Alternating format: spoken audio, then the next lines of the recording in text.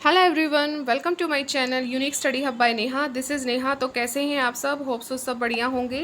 तो गाइस, सुबह मैंने आपको जो करवाया था नवपाषाण युग के बारे में करवाया था, वो हमारी रही थी क्लास थर्ड। तो अब है हमारी क्लास फोर। ठीक है, तो वीडियो के एंड तक बने रहिएगा। आप सबको बता दूं कि क्लास सिक्स की एनसीईआरटी चल रही है, जिसमें मैं आपको हिस्ट्री का सेक्शन करवा रही हूँ। सिक्स, सेवन्थ और एट्थ की एनसीईआरटी इकट्ठी ही एक प्लेलिस्ट बन जाएगी। तो वहाँ पर मैं आपको सिक्स, सेवन्थ और एट्थ की एनसीईआरटी करवा रही हूँ। उसी का सेक्शन मैंने अभी लिया हुआ है। ठीक है, बिल्कुल भी कंफ्यूज नहीं होना कि एक ही पूरी की पूरी प्लेलिस्ट बनेगी। आपको सीरियल वाइज में जो करवाती जाऊँगी। तो आज की हमारी है, अब ये क्लास फोर है। सुबह जो अपलोड हो चुकी है क्लास थर्ड, तो अब है क्लास फोर। तो वीडियो के एंड तक बने रहिएगा। वीडियो को maximum like, share and subscribe आप ज़रूर कीजिएगा। आज की वीडियो में मैं हड़प्पा संस्कृति को कंप्लीट कर दूंगी। फिर अगली वीडियो जो हमारी होगी वो ऋग्वेद की होगी। फिर हम आगे कंटिन्यू करते जाएंगे। ठीक है, आप समझ गए होंगे कि हम कैसे स्टडी करेंगे। ठीक है, तो लास्ट में जो ये रह गया था कि फ्रांस में गुफा में की गई चित्रकारी में प्रयोग होने वाले रंगों को लौह अयस्क और चारकोल जैसे खनिज पदार्थों से बनाया जाता था।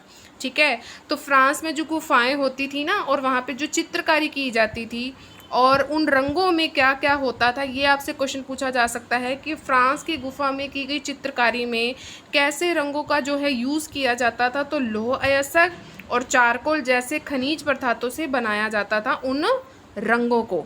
ठीक है, तो ये आपकी एनसीईआरटी में दिया गया है, आपको ये पढ़ना ही होगा। अपने नोट्स आप खुद बनाइए और रिवाइज करते रहिए। ठीक है, तो अब बारी है हमारी हड़प्पा सभ्यता नगर की। आज का जो हमारा टॉपिक है क्लास फोर में, वो है हड़प्पा सभ्यता नगर। ठीक है, जिसको हम कहते हैं ब्रॉन्ज एज सिविलाइजेशन। इसका जो टाइम पीरियड है वो आपको याद रखना है। टाइम पीरियड आपसे पूछा जा सकता है। इसका टाइम पीरियड है 2500 बीसी से लेकर 1750 बीसी तक का। ठीक है, तो ये टाइम पीरियड आपको याद रखना है। अब क्वेश्चन ये आ सकता है कि ये कहाँ पर है।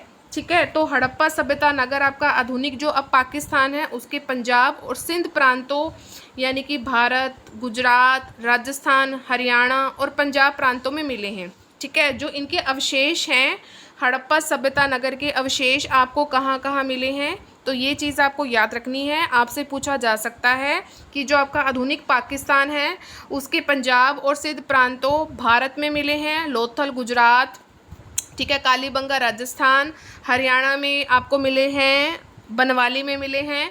ठीक है, तो पंजाब में आपको रोपड़ में मिले हैं। तो ये चीज़ें आपको जो है याद रखनी है। अब इन स्थानों पर आपको क्या क्या मिला है, पुरातत्वविद मैंने आपको पढ़ा दिए थे। इन स्थानों पर जो पुरातत्वविद हैं उनको बहुत ही अनोखी अनोखी वस्तुएं मिली हैं। अब वो अनोखी वस्तुएं क्या हैं, वो अनोखी वस्तुएं आपको याद रखनी हैं, जितना आपकी एनसीईआरटी में दिया गया है। यहाँ आपको मिले हैं मिट्टी के लाल बर्तन मिले हैं, जिसमें क्या था कि काले रंग के चित्र बनाए थे। जैसे कि लाल कलर का जो है आपका बर्तन है उसमें काले रंग के चित्र बना दिए गए।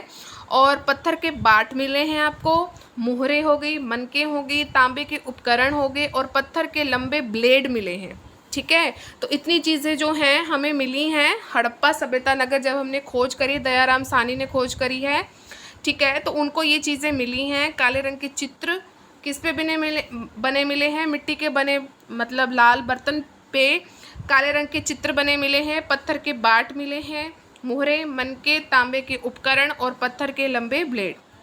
ठीक है, एक इनमें दुर्ग होता था और इनमें एक नगर होता था। इससे भी आपसे जो है क्वेश्चन पूछा जा सकता है कि ऊंचाई वाला जो आपका भाग होता है, ऊंचाई वाला भाग जिसको हम कहते हैं कि बहुत बड़े ऐसे ऐसे बने होते थे, तो जो आपका ऊंचाई वाला भाग होता था इसको तो हम दुर्ग कहते थे। ठीक है, इन दुर्गों में कौन कौन रहते थे, पुरोहित रहते थे और जो बड़े लोग होते थे वो रहते थे। और जो निचला हिस्सा, दुर्ग के जो निचला हिस्सा होता था उनको हम क्या कहते थे, निचला नगर कहते थे। ठीक है, इनको हम क्या कहते थे, ऊपरी हिस्से को दुर्ग कहते थे, निचले हिस्से को निचला नगर कहते थे।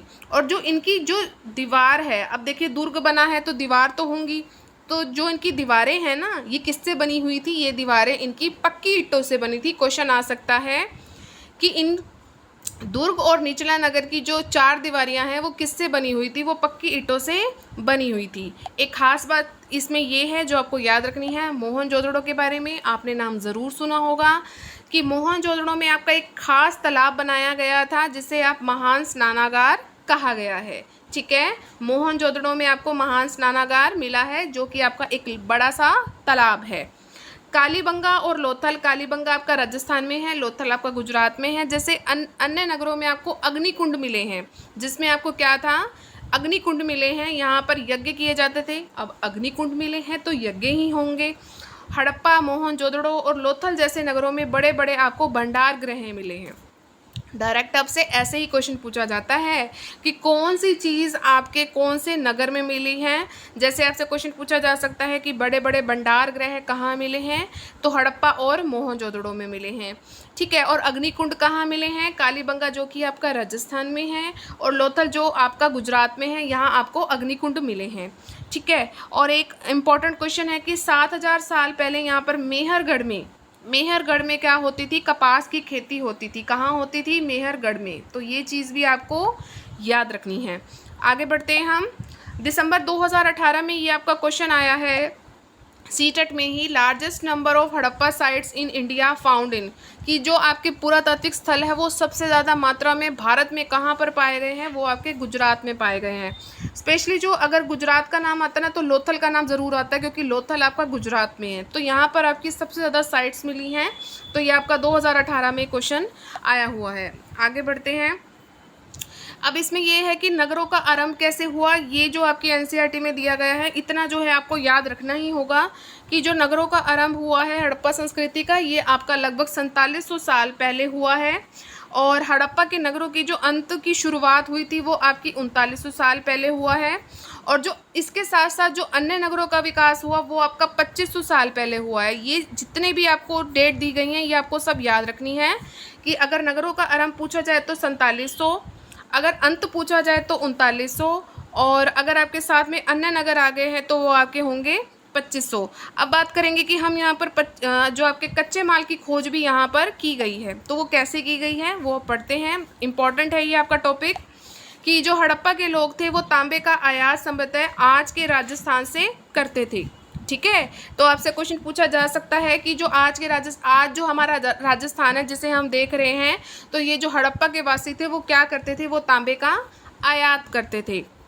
यहाँ तक कि जो आपके पश्चिमी एशियाई देश ओमान है वो भी तांबे का आयात किया करते थे।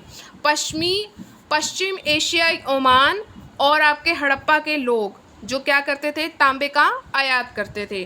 तांबा बनाने के लिए क्या क्या किया जाता था, अब ये क्वेश्चन आ सकता है। तांबा बनाने के लिए तांबे के साथ मिलाई जाने वाली एक धातु होती थी जिसका नाम क्या था, टिन था। क्या था, टिन।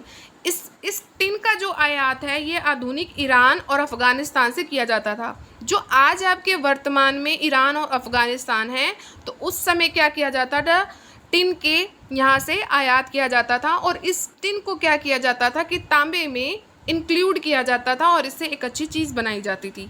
ठीक है। आधुनिक कर्नाटक जो आज वर्तमान में आपका कर्नाटक है, और बहुमूल्य पत्थर का आयात गुजरात, ईरान और